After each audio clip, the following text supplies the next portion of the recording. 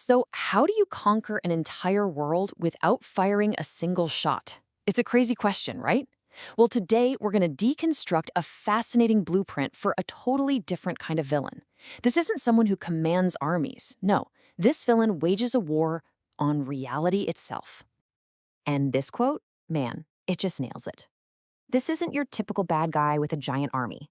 The sovereign architect's whole goal is to become like a glitch in the system, a crack in the very foundation of what people believe, making the physical world start to feel thin, almost unreal. Okay, so how does a war like this even begin? Well, the first phase isn't about, big explosions and chaos. It's way more subtle. It's about injecting this quiet, creeping sense of wrongness into a world that, on the surface, is perfectly ordered. And this is the sovereign's main weapon. You can forget bombs and armies. The real power here is unleashing a kind of philosophical virus. It's an idea designed to make a society question everything it believes in until it just collapses from the inside out. Of course, every story needs a hero, right? And in this one, we meet a guardian of the herd. Now, he lives in this world of what's described as suffocating goodness. Think about that. It's super stable, it's safe, but it's also totally stagnant. And that makes it the absolute perfect target for what's about to happen. And boom, here it is, the first shot fired in this metaphysical war. But there are no explosions, no chaos, just words.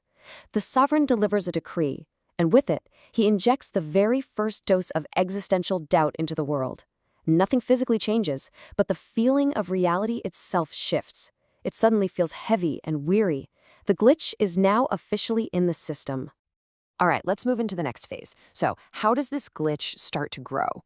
Well, the attack gets more personal. It moves from being this general atmospheric dread to a direct assault on how people perceive things.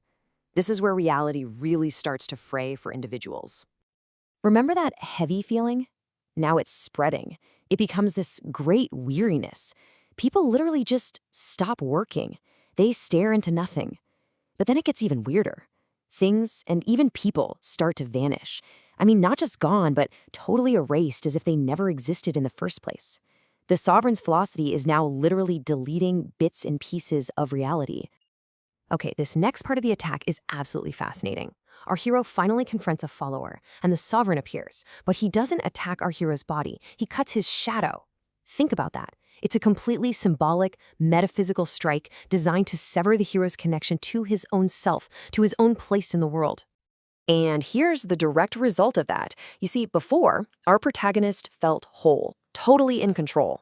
But after the attack on his shadow, that bond between his mind, the subject, and his body, the object, is seriously damaged. He starts to feel like a passenger in his own life, like a ghost in the machine. So after targeting the individual, the sovereign decides to scale things up. The attack now goes after the collective, the whole society. And the next phase? It involves weaponizing the very ideas that hold society together and turning them into poison. Suddenly, a new political movement pops up, one that whispers about absolute equality. But this is no noble ideal. It's a poisoned chalice, designed to feed on people's envy and resentment. The sovereign has literally weaponized a political idea, twisting the desire for justice into a tool that just eats away at the social fabric. And you can see this terrifying three-step process play out. First, you have the whisper, the ideology spreading like a virus. Then, that whisper turns into action. Neighbors start turning on each other, making accusations. And then, in this absolutely horrifying twist, all that abstract resentment becomes a literal physical threat. Their hatred actually manifests as real, physical shadow monsters. And this is just the tragic climax of that social poisoning. Our protagonist isn't fighting some foreign invading army.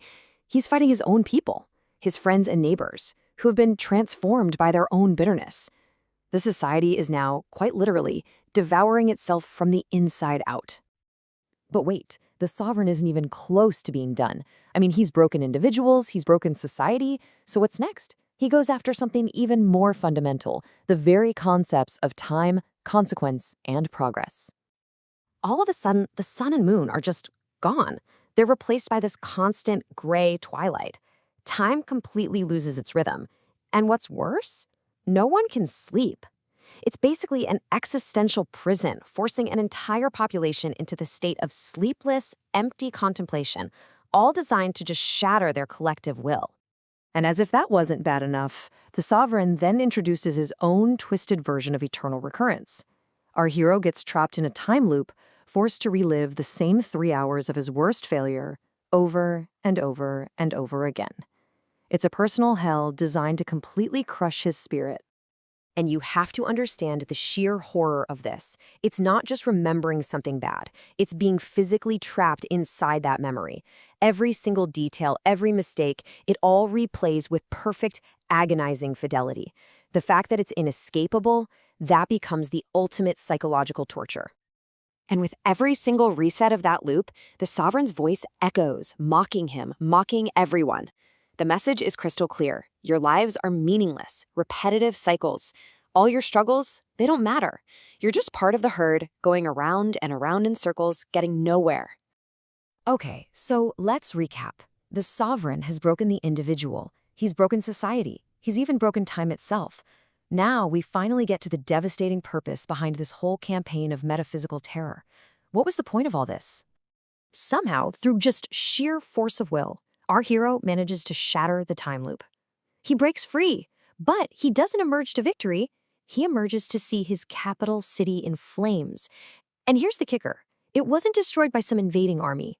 The people did this to themselves, driven completely mad by all the paranoia and despair. And this is where the final, devastating truth is revealed. The Sovereign appears and explains that everything that just happened, the disappearances, the shadow monsters, the time loop, none of that was the actual war. It was just the prep work. He was simply clearing the canvas. And that's it. The old world, with its suffocating goodness, its rules, its morality, it's all gone. The Sovereign has successfully hit the giant reset button on reality itself, creating a total blank slate, a world with absolutely no guiding principles left. And with his work done, the Sovereign just vanishes. He leaves our hero standing alone in the ruins of a world that is now fundamentally broken. It's a terrifying new reality where nothing is certain anymore, and it sets the stage perfectly for Act 2, the Sovereign's design.